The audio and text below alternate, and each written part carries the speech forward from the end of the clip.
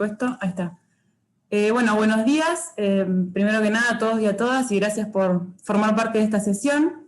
Y acá les vengo a comentar, la charla trata acerca de unos resultados que obtuvimos, bueno, que hace unos pocos días nos enteramos que fue aceptado para su publicación, así que vamos a adelantar algunos resultados de un análisis que hicimos del rendimiento locomotor de Grammostola baconi, que es una tarántula endémica de Argentina, que nos permitió inferir parámetros térmicos y la vulnerabilidad de la especie. Como todos sabemos, la temperatura, tengo esto que lo corro, la temperatura es un factor que afecta a las funciones esenciales y la aptitud fisiológica de los organismos en general, y en particular de los organismos ectotermos.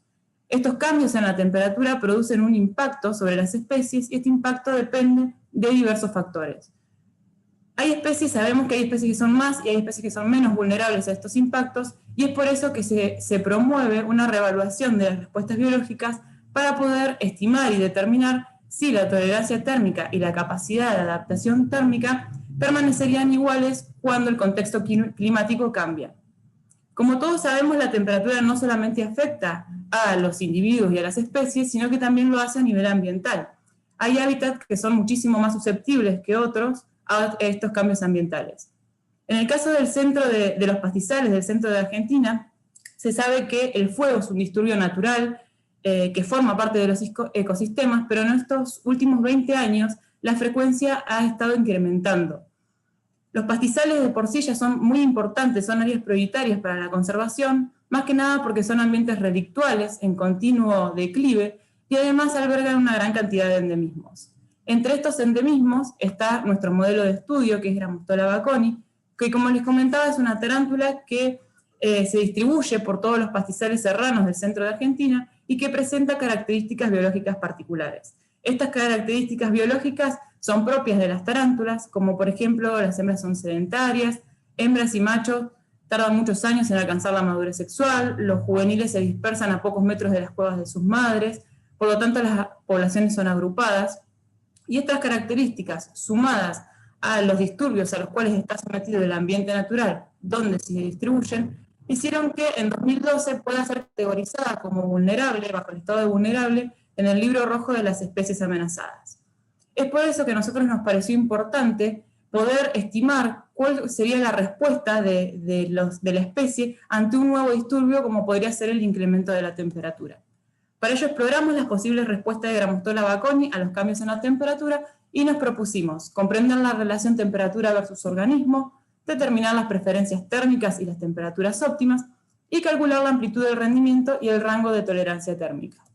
Para ello estimamos parámetros térmicos mediante la construcción de curvas de rendimiento térmico.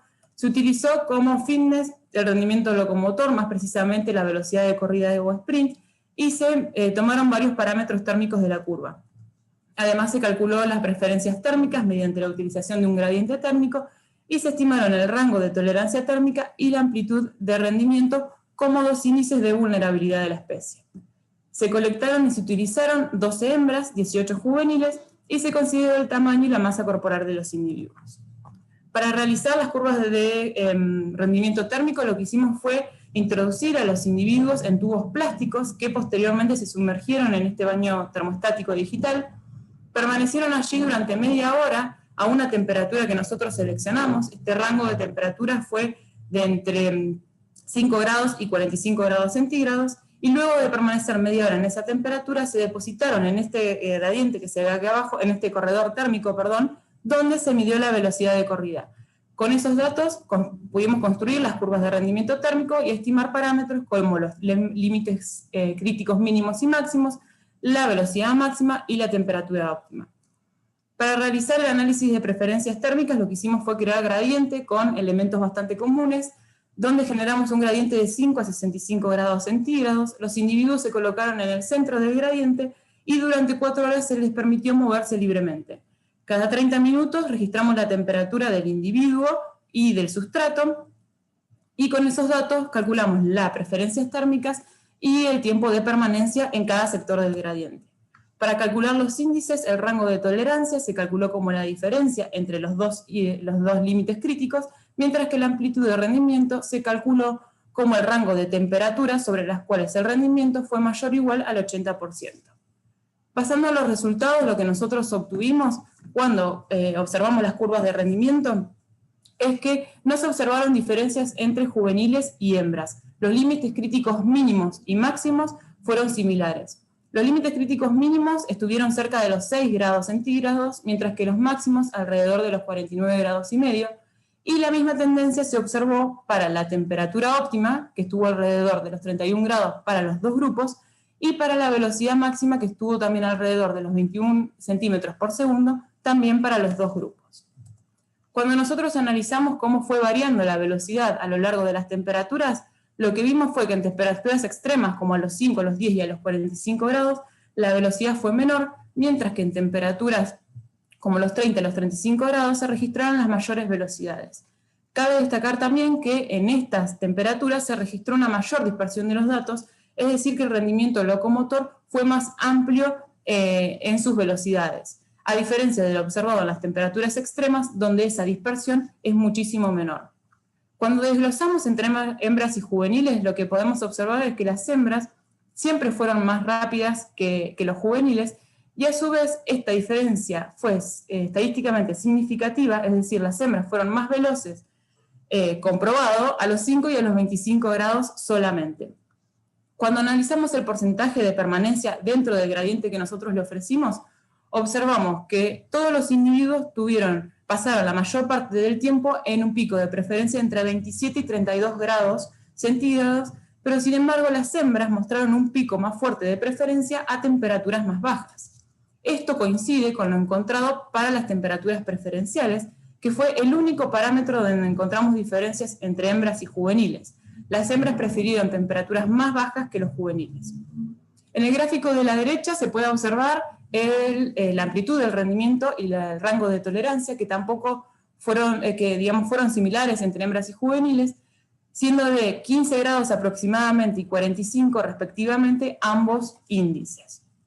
Pasando ahora a las correlaciones entre la masa y los parámetros térmicos, no encontramos correlaciones significativas para las hembras, pero sí encontramos correlaciones significativas para los juveniles. Los juveniles mostraron una correlación negativa, la masa de los juveniles con el límite crítico mínimo, y positiva para la velocidad máxima.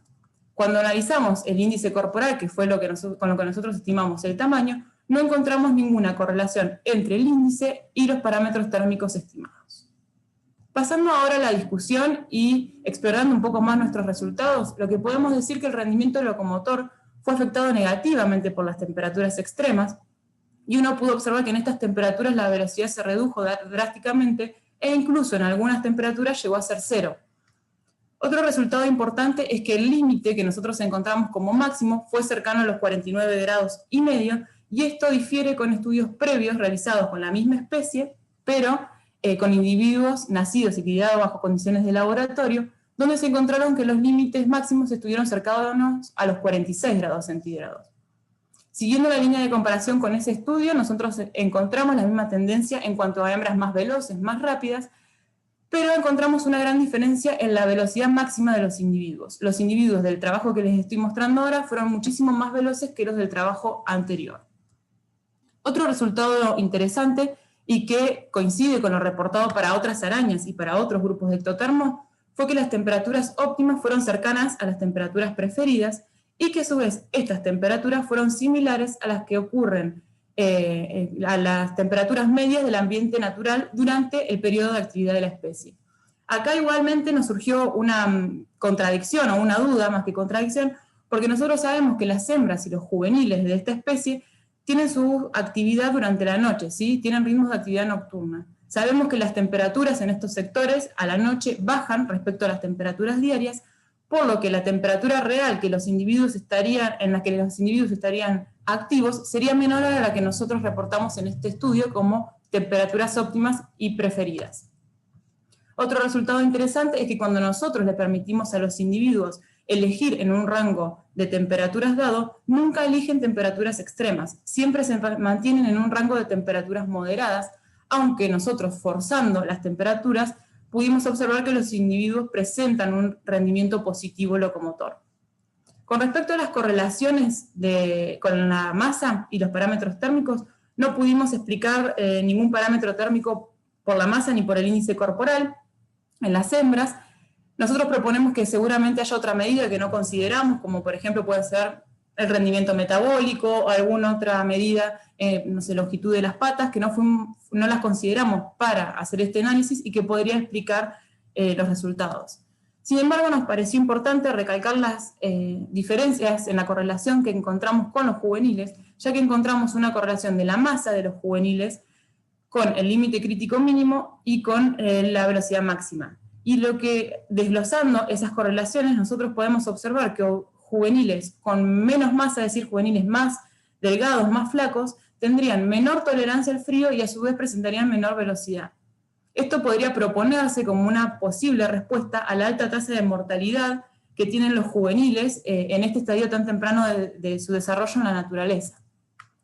El rango de tolerancia térmica y la amplitud de rendimiento, cuando nosotros comparamos estos índices con los publicados en otros trabajos, encontramos que fueron mayores para esta especie y proponemos que podría existir una selección por parte de la variabilidad térmica que sucede en el ambiente a favor de esta amplitud en los índices.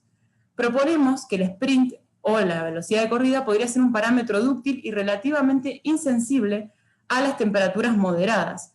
Es decir, que podría absorber el impacto del incremento de la temperatura en el caso de que ese incremento se mantenga según lo predicho para finales del siglo, según la bibliografía, que es de aproximadamente 2,5 grados o 3 grados centígrados. Entonces proponemos que el sprint puede ser un parámetro ecológico con una gran adaptabilidad en este nuevo contexto de calentamiento global. Y a su vez, en este nuevo escenario, nosotros proponemos que los pastizales podrían actuar como refugio térmico para este tipo de especies. En el caso de, como decía recién, si las temperaturas se mantienen según lo predicho, y si no aumenta tampoco la intensidad y la cantidad de disturbios. Como resumen, entonces, en este trabajo nosotros logramos predecir cómo actuará el rendimiento locomotor ante este nuevo escenario. Este trabajo nos permitió lograr una mayor comprensión de lo que es la ecología térmica de las tarántulas y además proponemos tenerlo en cuenta para aplicar a otras especies de ectotermos que habitan en ambientes similares. Y bueno, eso es todo. Muchas gracias por la atención y si quieren preguntar o tienen sugerencias,